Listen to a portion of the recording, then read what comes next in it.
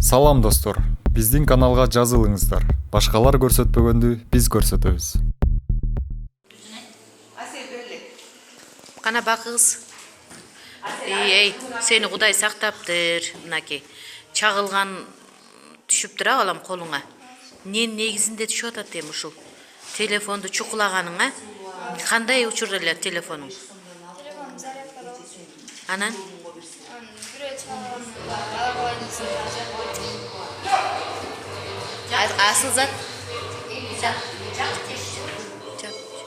Анан? Шөжүгө телефон жакып кетип колума. Күйүп калды, колдорум күйүп калды. Кокуйна. Ошол учурда кандай болдуң? Эс учуң жоготкон жоксуңбу? Жоготтуң. Бирөө ыргыткандай болду сени. Токтарды да. Ошол учурда аябай күн күркүрөп жамгыр жаап аткан. Карачы балам, сени да Кудай сактаптыр, сенин колдоочуң күчтүү экен. Ошо телефон кандай телефон эле? Samsung. Ана немесичи, батарейкасы. Батарейкасы бир аз слабый болчу.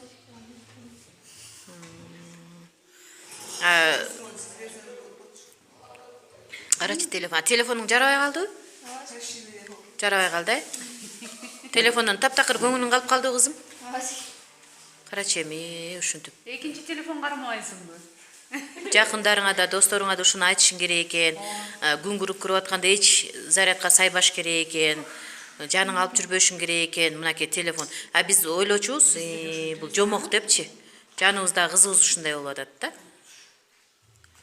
Колу полный күйүп калган, далыңа чейин күйүп калдыбы кызым? Ош жерге чейин күйдү, полный күйдү. Карачы. Ошондо эмне алды деп аттың? Экска? Эмне алды деп аттың ошондо? Ошондо экинчи степендеги ажал калыптыр да бул. Баада жолгондуку дагычы чатылып атканда телефондун чыр этип жарылып кетейин деген да. Сайбаш керек. Зарядкадан өчүрүп коюш керек экен да. Не то что телефон. Теле жанагы ичинде тунери бар, телевизор бар да. Неме менен аябай катуу таркап кеткен чагылган. Волна. Зарядкада турган телефон зарядкада сайып турса, тартылат экен чагылган өзүнө. Мына резетка бүт немелер күйүп ошодо жармат да. Ошон үчүн чагылган болуп күн күркүрөгөндө сразу өчүрүш керек экен, зарядканы алып ташташ керек. Ошондой го. Биз муну ойлочубуз да, жөн эле сөз депчи, ушинде өчүрүш керек экен, миниш керек экен, мына. Живой факт болуп атат, өзүбүздүн кызыбыз мынакей. Кече күнү болду, мурда күнү болду кызым? 8-inde болду. Карачы эми, Кудай. Ключевой немеден баштап, колун неме алакан. Ключевой костон баштап, пальцыларына чейин. Палецке чейин да. Аягы деле ооруйт экен мына. Мына могу жерде уже открытый раналар бар. Эмне бир нерсе сүйкөдүңбү? Үчтерек. Бардыңбы? Үчтерек барып жатып уже могуда. Тогурганда кандай болот колуң? Уже катуу неме ооруп калат. Кече Асел сүрөтүн көрсөткөн да аябай могу бүт ажырып да мондай. Азыр чечип көргөнгө мүмкүн эмес. Уже таңылган. Чачырабай карасаң айдай сактап. Таңылган да, буга болбойт. Эчетташ керек баламай. Да Кудай сактаптыр сени. Совсем атылып, эс учуңду жоготконго чейин ошончо жыгылсаң. Эки жолу эсин жоготойм деп калган. Эки жолу шок болгон. Бул мындай мезгилде эмеде жүрөк жарылып кетиши мүмкүн экен да, себеби резко адам чочуйт да. Жүрөгү жарылып кетиши мүмкүн экен да. Да бул жаш организм көтөрүп калган да. Мунун эмесинде мындай улуураак возрастта болсо, жүрөгү жарылып кетиши да мүмкүн да. Мындай случайда. Рамисче, сиз эмне деп кошумчалайт элеңиз эми ушуга? Эми урматтуу кесиптештер.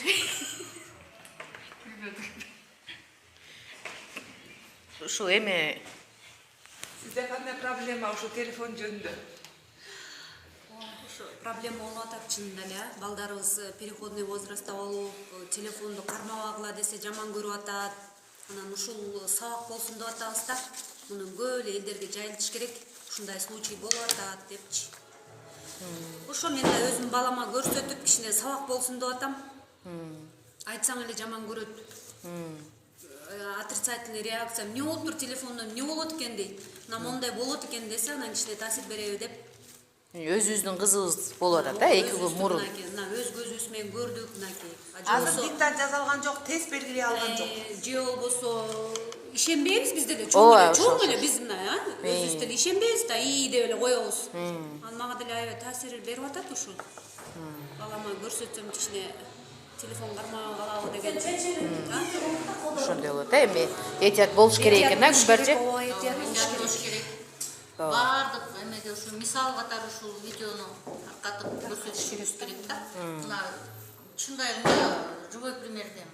Ооба. WhatsApp'tan, интернеттен көргөндөргө ишенч эмес бек, мына эми өз көзүбүз менен көрүп атпайбы. Ошон үчүн балдарды этият кылышыбыз. Бактыгүл мына көзүңө чачырап кетсе да Кудай сактасын. Дагы сени Кудай сактаптыр эй. Чоң Кудай сактаптыр сени. Совсем карачы, болбой кыйналып. Башың, көзүң ооруду да ошол учурда. Жаныбек Калканович, мына ушул долбоор Айыл чарба министрлигине керек да, өтө керек. Мына канчалаган ушул кредиттерди энергетика тармагына, жол тармагына берип атабыз. Мына ушул айыл чарба тармагына беришибиз керек. Бирок бул дыйкандарга, суу пайдалануучуларга зарыл. Бирок бул жерде мына ушул долбоор канча этапка бөлүнүп атат. Анан бунун сарамжалдуулугу жана натыйжалуулугуна ким жооп берет? Канча долбоорго бөлүнүп, качан тендер өтөт? Өмүрөк мырза, бул жерде негизгиси ушул берилип аткан кредиттин баары сарамжалдуу болот. Азыр бардык жерде коррупцияга каршы иштерди болуп атат. Негизи долбоорду азыр пилотный кылып тандап алды. Буга акчасын билебиз. Кийинки калган 3 ирригациялык системаны тандап алгандан кийин биз аны дагы кат түрүндө иске жооп беребиз. Ратификация болгондон кийин иштер башталат. Негизи бул көп мен башында айтпадымбы, 20-30 жылдан, 40 жылдан бери жасалбай аткан каналдар реконструкция болот. Мен ойлойм, бул биздин суу пайдалануучуларга абдан пайдасы тиет. Мына илгери мына ушул жерден бөлүнгөн 1 миллион доллар болсо, жерине баргыча ошонун 40-50% жолдо эле 10%тан бөлүнүп жок болуп турганда убактысында. Мына ушунун азыр толук бойдон жеткирип, ошол жерге сарамжалдуулугу жана эффективдүүлүгүнү сиздер көзөмөлгө алышыңыздар керек. Рахмат. Көзөмөлгө алабыз. Ал бизге бардыгы пример болуп атат.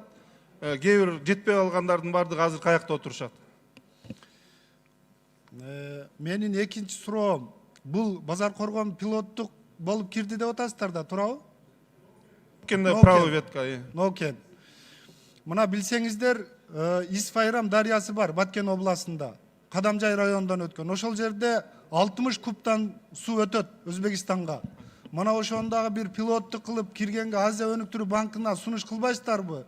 Мына ошону нугуну бурсаңыздар, мына ошо Исфайрам дарыясынын Кызыл Кыя шаары, Ноокат районунун жарымы, Араван району ошол жерден суу ичет эле. Бул эми биз жанакы иштеп атканда ошол жанакы иштеп жаткан бүгүнкү эксплуатацияда турган анан селге кырсыкка учурап аткан каналдар жөнүндө ошону реабилитациялап, анын астында жаткан ички чарбалык каналдарды калыбына келтирүү, анан селден коргоо маселелери коюлган. Бул долбоор боюнчачы. Жо, мен келечекте мына ушуну бир долбоор, ушул бир донор издебейсиздерби? Мына ушул издейбиз. Издеп азыр деле иштеп атабыз. Долбоорго канча турат сметасы? Бул эсептелип чыккан убактысында. Бул жөнүндө иштеп атабыз азыр. Жо, сметасын сурап атам. Сметасын азыр сизге айта албайм, калп айта албайм. Мына министрликке дагы мен үчүнчү суроом. Азык түлүк коопсуздугу сиздерге караштуу да? Биздин биринчи милдетибиз азык түлүк коопсуздугу, ооба. Мына бүгүн Араван районунда дыйкандар жашылча мөмө жемиштерин жеткизип, базарга алып чыкса, Өзбекистандан чыккан жашылча мөмө жемиштердин чыккандыгына байланыштуу биздин дыйкандар дыйканчылыгын сата албай калды. Көзөмөлгө албайсыздарбы? Өмүрөк мырза, бул боюнча маселе көтөрүлүп атат. Биз ошо өзүбүздүн дыйкандарыбызды коргоо үчүн дагы иштерди жүргүзүп атабыз. Эмне иштер жүргүзүп атасыздар? Аравандан чыккан жашылча жер жемиштер азыр жана черештинге окшогондор азыр Кытайга уже кетип атат. Кытайга 500 тоннага жакын кокон гүласы кетти. 10 секунд. Мен сизге черешняны эле айткан жокмун. Жалпы жашылча мөмө жемиштер Өзбекистандан чыгып, биздин дыйкандардын дыйканчылык өтпөй калды. Иш алып барыңыздар ушул боюнча, комиссия жөнөтүңүз. Азыр ишти жүргүзүп атабыз. Сизге келип айтып кетем мен бардыгын эмне иш кылып атканыбызды.